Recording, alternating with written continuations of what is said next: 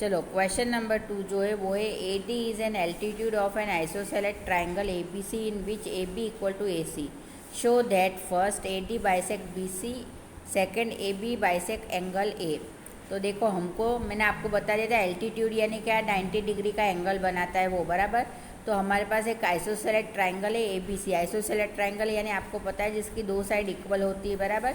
तो हमको यहाँ ये चीज़ मेंशन है कि ए बी जो है वो ए सी के बराबर है, यानी ए बी साइड और ए सी साइड जो है वो दोनों इक्वल है। तो हमको क्या प्रूव करना है कि A B bisect B C, ये A D sorry A D bisect B C, ये ए डी जो है वो बी सी को दो हिस्सों में बांट रही है और ए डी बाइसेक्ट एंगल ए, तो ये ए डी जो है वो एंगल ए को भी दो हिस्सों में बांट रहा है, ये हमको प्रूव करना है, बराबर। तो ये प्रूव करने के लिए पहले हमको क्या करना पड़ेगा कि ट्राइंगल ए बी सी को जो है हमको कॉन्ग्रुएंट प्रूव करना पड़ेगा। तो हम देखो स्टार्ट करेंगे। A D is an altitude of angle A B C, है ना। एंगल ए बी सी पे कौन सा एल्टीट्यूड बना हुआ है, ए डी, बराबर। Therefore angle A D B equal to angle A D C, बराबर। क्यों होगा इक्वल, 90 डिग्री, बराबर। 90 + 90 180 होता है, ये दो हिस्सों में बटा हुआ है इसलिए ये 90 डिग्री और ये 90 डिग्री, बराबर। अब in triangle A B D and triangle A D C, बराबर। ए डी बी और ए डी सी में, है ना। तो ए बी जो है वो हाइपोटेनियस है और ए सी जो है वो हाइपोटेनियस है, बराबर। ये हमको दिया हुआ है ना। तो अब angle A B D equal to angle A C D, right angle triangle बन रही है। A D equal to A D, दोनों में कॉमन है, बराबर। Therefore triangle A B D congruent triangle A D C कौन से रूल से हुआ, तो ये RHS रूल से हुआ, बराबर ना। Therefore B D equal to C D and angle B A D equal to angle C A D कौन से रूल से, तो CPCT रूल से, बराबर। Now B D equal to C D means D is the mid point of the B C, बराबर। हमको पता ही है, देखो ये मिड पॉइंट हमको दिख ही रहा है ना। Hence A D bisect B C, ये जो है हमारे इक्वेशन 1 है। Moreover angle B A D equal to angle C A D and angle B A D plus angle C A D equal to angle B A C. तो A D जो है वो bisect angle A, तो ये जो है हमारी equation 2 बनी, बराबर ना। तो ये जो सम नंबर 2 है वो आपका पूरा हुआ। अब सम नंबर 3 देख लेते हैं। जो है हम सम नंबर 3 ले लेते हैं। तो सम नंबर 3 है, two sides A B and B C are median A M of one triangle A B C are respectively equal to side P Q and Q R and median P N of angle triangle P Q R, बराबर। Show that triangle A B M congruent triangle P Q N और second triangle A B C congruence triangle P Q R, बराबर। तो ये दो चीज़ जो है हमको prove करनी है। हमको क्या बोला है भाई कि दो हमको ऐसे ट्राइंगल दे दिए। कौन कौन से ट्राइंगल दिए, तो देखो ए बी सी और पी क्यू आर, और इसके मीडियन कौन से है, तो ए एम और पी एन, बराबर। तो हमको ये जो है ये दो बात प्रूव करनी है। तो देखो इन ट्राइंगल ए बी सी में लेते तो ए एम क्या है, इसका मीडियन है। मीडियन यानी ये इस ट्राइंगल को दो हिस्सों में प्रॉपर बांट रहा है, बराबर। यानी बी सी का मिड पॉइंट क्या है, एम है, बराबर। आपसे पूछा जाए कि बी सी का मिड पॉइंट क्या है और उसको क्या बोलेंगे, तो बी सी का मिड पॉइंट एम है और इसको हम क्या बोलेंगे, मीडियन, बराबर। क्योंकि ये जो है इसको दो हिस्सों में बांट रहा है। तो और देखो ट्राइंगल पी क्यू आर में, बराबर, इसमें क्या है, मीडियन तो पी एन है, बराबर ना। तो अब देखो आपको ऐसे ना लिखना हो और आप ऐसे लिखना चाहो कि B C half B C equal to half Q R, कैसे, तो ये जो है इसका हाफ बी एम है और इसका क्यू एन है, बराबर ना।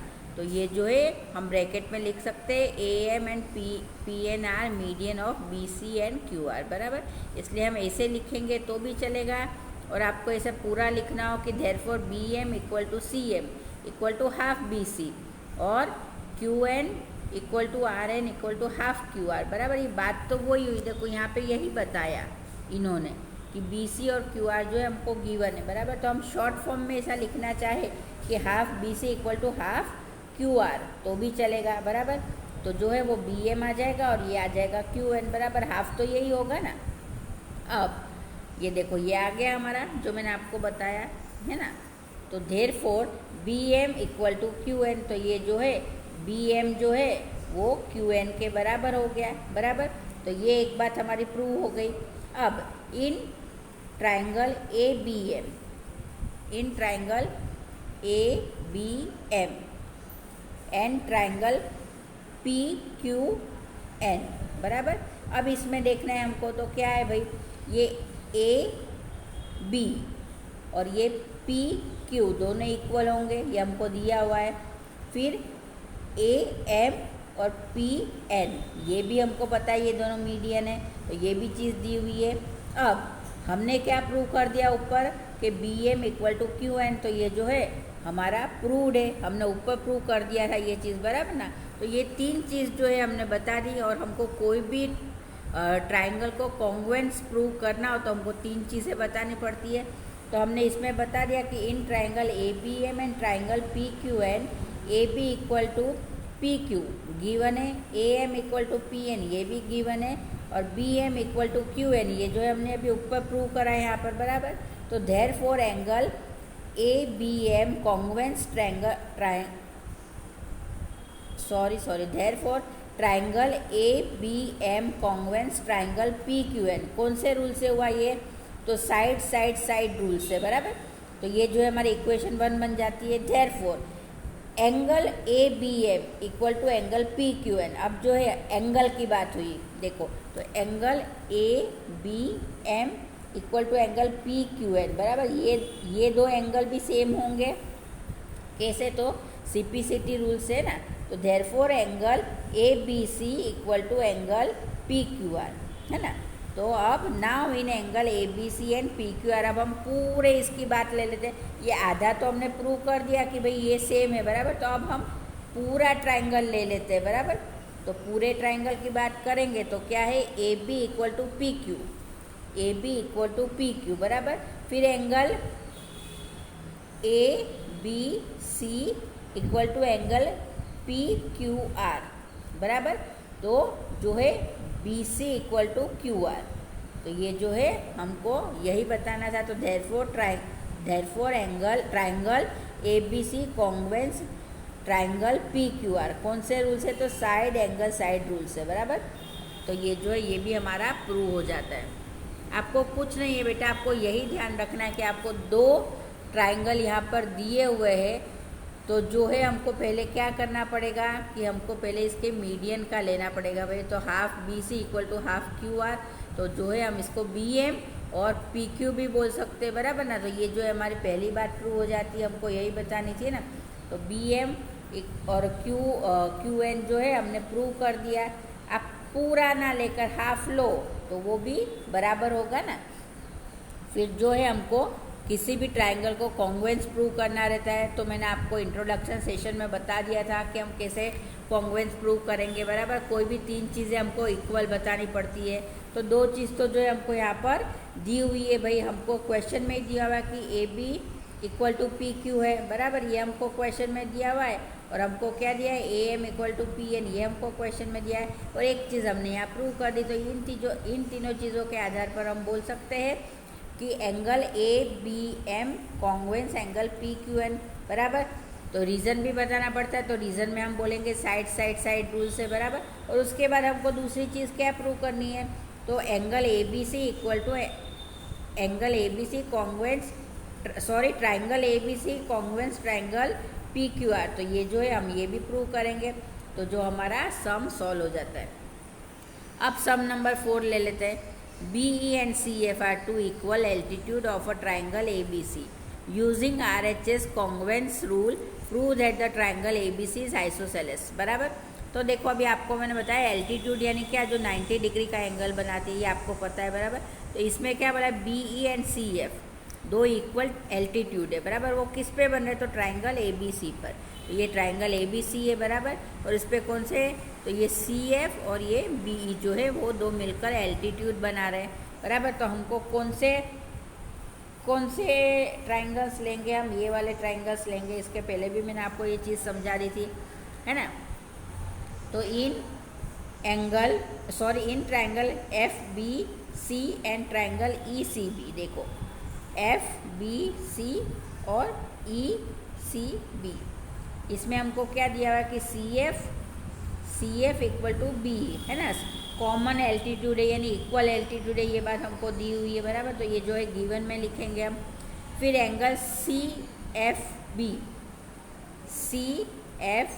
बी और एंगल बी ई सी, ये जो है 90 डिग्री बनाएंगे बराबर। हमको बता दिया ये एल्टीट्यूड बना है तो हमको पता है ये 90 डिग्री है, तो हम ये भी बोल सकते हैं कि ये 90 डिग्री है। अब B C equal to C B बराबर, B C equal to C B. अब ये कैसे आया, तो ये देखो हमको ये प्रूव करना है RHS कॉन्ग्रुएंस रूल से बराबर। यानी हमको इसमें पता है कि यहाँ पे ये 90 डिग्री बन रहा है, इसकी सामने वाली साइड कौन सी है, बी सी, और यहाँ ये 90 डिग्री बन रहा है तो इसकी सामने वाली साइड कौन सी है, ये भी सी बी।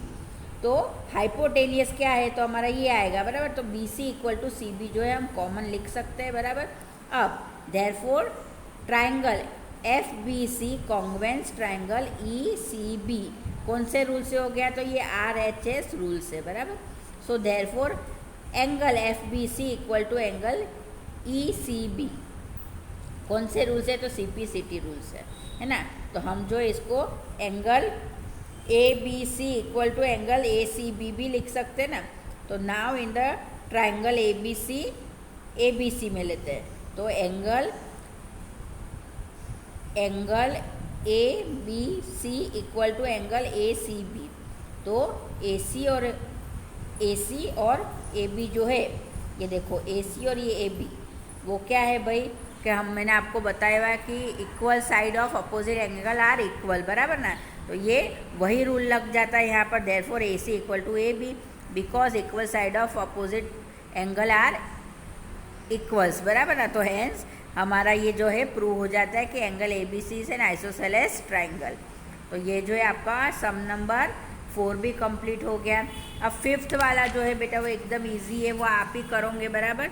यहाँ पर हमको क्या दिया है कि देखो angle ABC is an isosceles triangle with AB equal to AC। Draw AB perpendicular BC to show that angle B equal to angle C बराबर। तो हमको क्या यहाँ पे एक ट्राइंगल ABC दिया हुआ है जो आइसोसेलेस ट्राइंगल है, जिसमें AB जो है वो AC के इक्वल है।